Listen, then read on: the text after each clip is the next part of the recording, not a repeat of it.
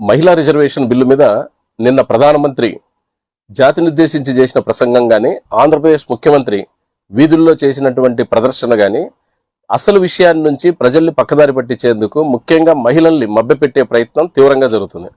ఈరోజు పార్లమెంట్లో జరిగినటువంటి చర్చలో వీగిపోయినటువంటి బిల్లు 131వ రాజ్యాంగ సవరణ బిల్లు. ఈ రాజ్యాంగ సవరణ ఎందుకు చేశారు?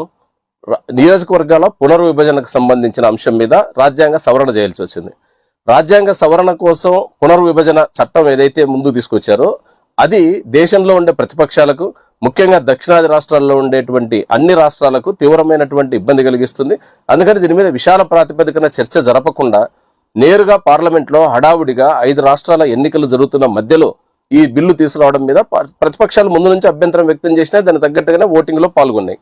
ఓటింగ్ బలం లేనప్పటికీ 2/3 మెజార్టీ బలం లేదని తెలిసి రాజ్యాంగ సవరణ బిల్లును పార్లమెంట్ లో పెట్టి, ఇది ఆమోదం కాదని తెలిసినా దాన్ని పార్లమెంట్ లో పెట్టడం అంటే అర్థం కావాలనే రాజకీయాల్లో చర్చనీయాంశం చేసి తద్వారా మహిళా రిజర్వేషన్ బిల్లు చట్టాన్ని మరికొంతకాలం వాయిదా వేయడానికి ఈరోజు కేంద్ర ప్రభుత్వం కుట్రపూరితంగా వ్యవహరించింది. ప్రధానమంత్రి గారు చెప్తున్నారు మహిళా రిజర్వేషన్ బిల్లును ఆమోదించకపోవడం భ్రూణ హత్యతో సమానమని. ఎవరు ఈ భ్రూణ హత్యకు పాల్పడింది? 2011లోనే రాజ్యసభలో ఈ బిల్లు ఆమోదమైంది. ఆనాడు యూపీఏ మొదటి గవర్నమెంట్ కు వామపక్ష పార్టీలు మద్దతు ఇచ్చినప్పుడు మొదటి దశలోనే మహిళా రిజర్వేషన్ బిల్లు 33% అమలు చేయాలనేటువంటి దానికోసం గీతా ముఖర్జీ గారి నాయకత్వంలో కమిటీ ఏర్పడింది. అందులో గీతా ముఖర్జీ గారితో పాటు మహిళా ప్రతినిధులు, ముఖ్యంగా బృందాకర్త గారు, వీరందరూ ఆ బిల్లుకు సంబంధించిన డాక్యుమెంట్ అంతా రికార్డ్ చేయడం జరిగింది. దాని ప్రాతిపదిక మీద మొదటి దశ యూపీఏ ప్రభుత్వంలో ఆ బిల్లును ప్రతిపాదించినప్పుడు అనేక కారణాలతో అది బిల్లు పార్లమెంట్లోకి రాలేదు. రెండో దశలో యూపీఏ రెండో గవర్నమెంట్ చివరి రోజుల్లో ఈ బిల్లును పెట్టి ఎన్నికల ముందు పోవాలని ప్రయత్నం చేసింది. లోక్సభలో ఆమోదం కాలేదు, రాజ్యసభలో ఆమోదమైంది. రాజ్యసభ ఆమోదమైన బిల్లు 2011 నాడు అవుతే 2014 తర్వాత అధికారంలోకి వచ్చిన మోడీ ప్రభుత్వం 2023 వరకు ఈ బిల్లు గురించి మాట్లాడలేదు. ఈ కాలంలో మొత్తం బీజేపీకి సంపూర్ణమైన ఆధిక్యత ఉంది లోక్సభలో. అదేవిధంగా రెండో దశలో గెలిచినటువంటి మోడీ గారి రెండో ప్రభుత్వంలో పూర్తి మెజార్టీ ఉంది వారికి. అప్పుడు ఎందుకని ఈ బిల్లును ప్రతిపాదించలేదు? లోక్సభలో ఎందుకని దీన్ని ఆమోదించలేదు? లోక్సభ ఆమోదించింటే 2019 ఎన్నికల నాటి నుంచే మనం ఈ బిల్లును రంగంలోకి తీసుకొచ్చి ఈరోజు మహిళలకు రిజర్వేషన్ కల్పించుండొచ్చు. ఈ భ్రూణ హత్యకు పాల్పడింది మోడీ ప్రభుత్వం కాదా? పోనీ 2023లో ఎన్నికల ముందు హడావుడిగా లోక్సభలో ఈ బిల్లును పెట్టారు.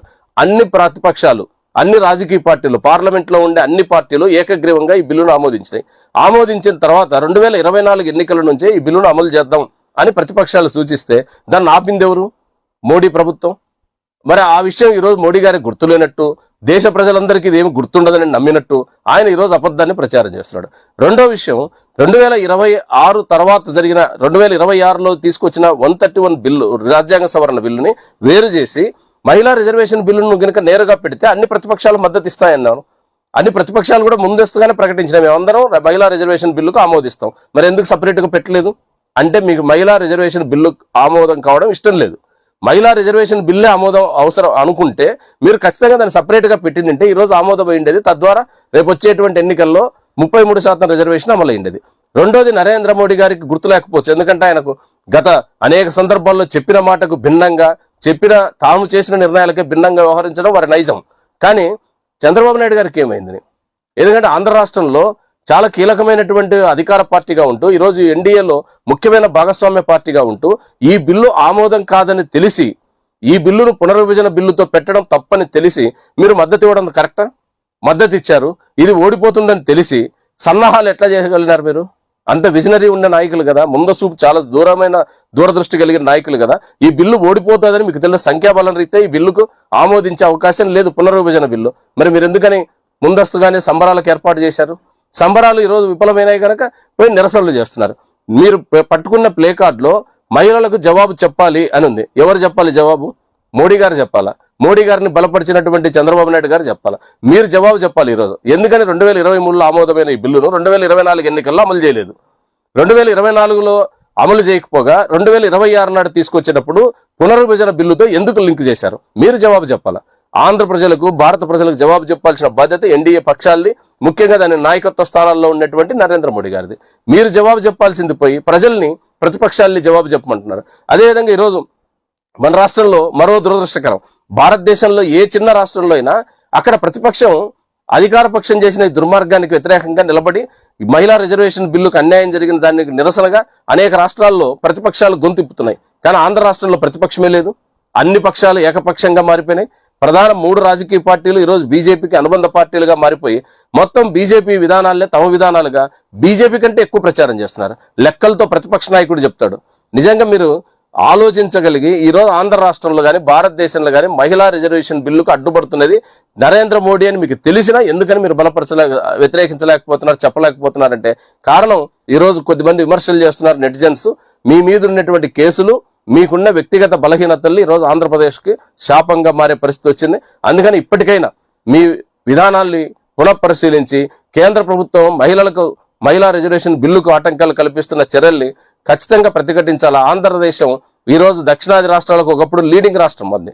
కేంద్ర ప్రభుత్వాల్లో ఏర్పడిన కాంగ్రెసేతర ప్రభుత్వాల్లో ప్రతి ప్రభుత్వంలో ఆంధ్ర రాష్ట్రం ఓ ముఖ్యమైన స్థానంలో ఉంది. కానీ ఈరోజు దురదృష్టవశాత్తు ఆంధ్ర రాష్ట్రం దక్షిణాది రాష్ట్రాల్లో ఒంటరి అయిపోయినాం. ఓ రకంగా ఏకాకిగా మారినాం. మనకు ఇతర రాష్ట్రాల వాళ్ళు సలహాలు చెప్పే పరిస్థితి వచ్చింది.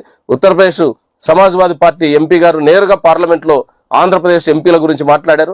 అందుకని ఇప్పటికైనా మీరు ఆలోచించాలని చెప్పేసి ప్రధానంగా ఈ రాష్ట్రంలో ఉండేటువంటి తెలుగుదేశం, వైసీపీ, జనసేన పార్టీలకు విజ్ఞప్తి చేస్తున్నాం. ఫాలో చేయొచ్చు కదా అండి ప్లీజ్. అందరికీ నమస్కారం. మీరు వీడియో చూస్తున్నారు కానీ సబ్స్క్రైబ్ చేసుకోవడం లేదు. దయచేసి సబ్స్క్రైబ్ చేసుకోండి, మాకు సపోర్ట్ చేయండి.